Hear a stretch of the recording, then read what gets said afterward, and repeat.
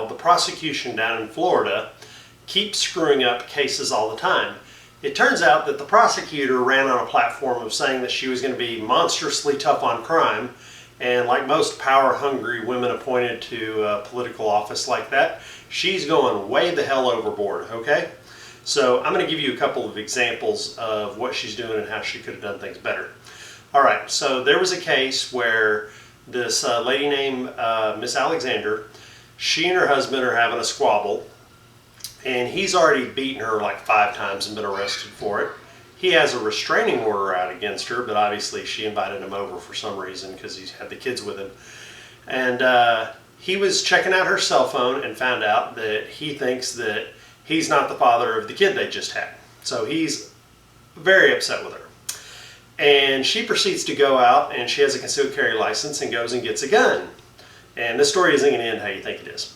Okay, so she comes back in. He approaches her in a threatening manner, and she shoots a bullet into the wall. Okay, past him, shoots a bullet over into the wall. Still has plenty of bullets left in the gun. Shot a warning shot at him, right?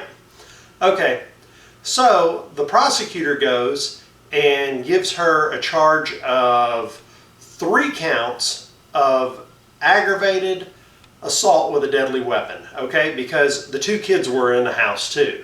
So she goes, well, since there's 3 people in the house, let's just go for 3 charges of aggravated assault with a deadly weapon. So now this mom who fired a warning shot at her husband, who normally on a regular basis beats her, is now getting 20 years in prison for shooting a warning shot at her abusive husband, who had at an earlier time hit her so hard, knocked her into a bathtub, she hit her head and went to the hospital. Okay, so this is not like a questionable, they were just playing around type thing.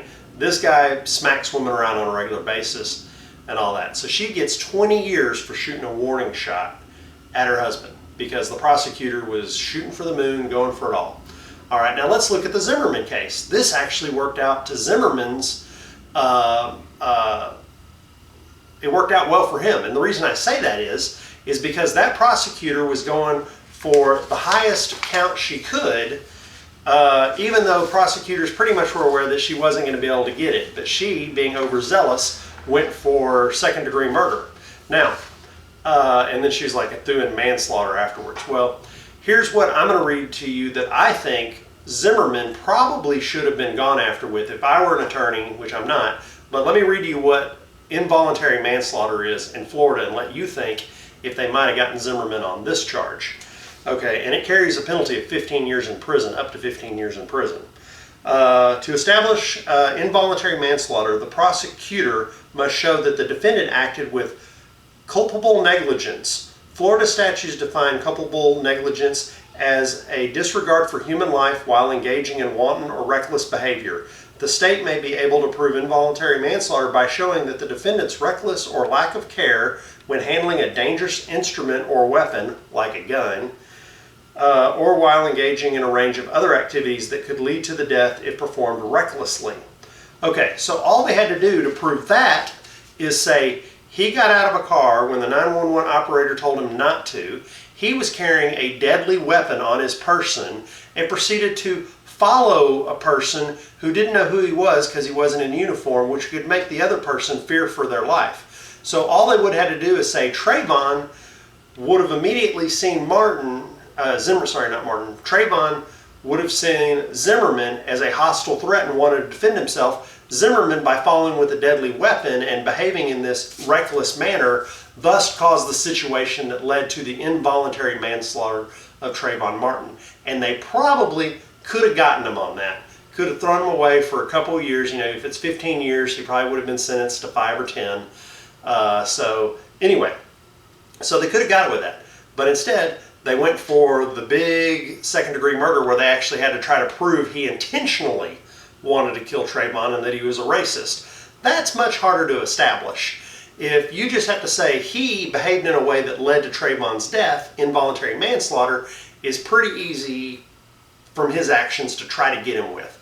Proving that he had the state of mind that he was a racist, evil person who wanted to kill Trayvon intentionally, that's a whole lot harder to prove, and it doesn't really carry that big a difference. I mean, it does carry like life in jail, but still, getting 5 to 15 on him would have been a pretty good victory for the anti-gun crowd. But instead, they shot for the moon. They failed miserably.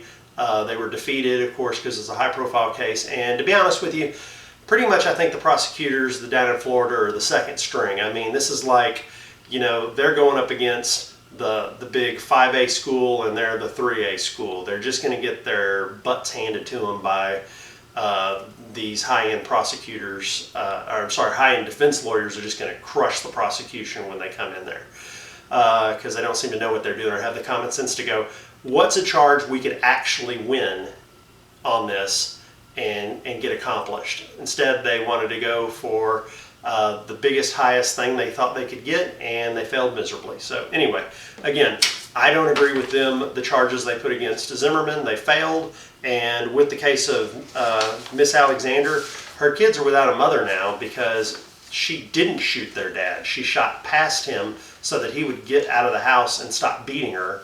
And now she's going to spend 20 years in prison for that? Boo. Boo on you, prosecution in Florida.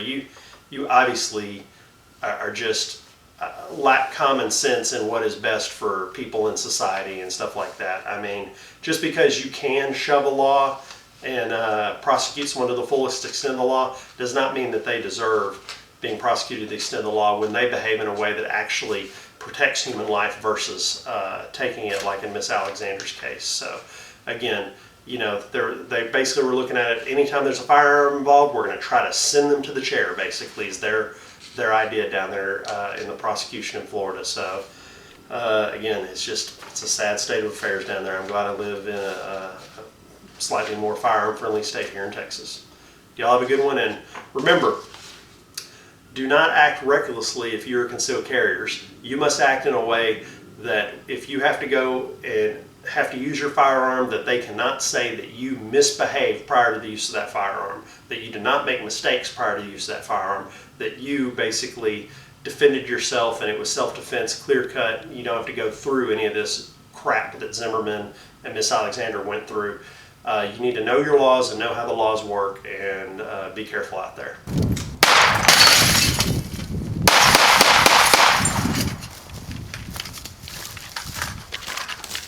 Meep, meep.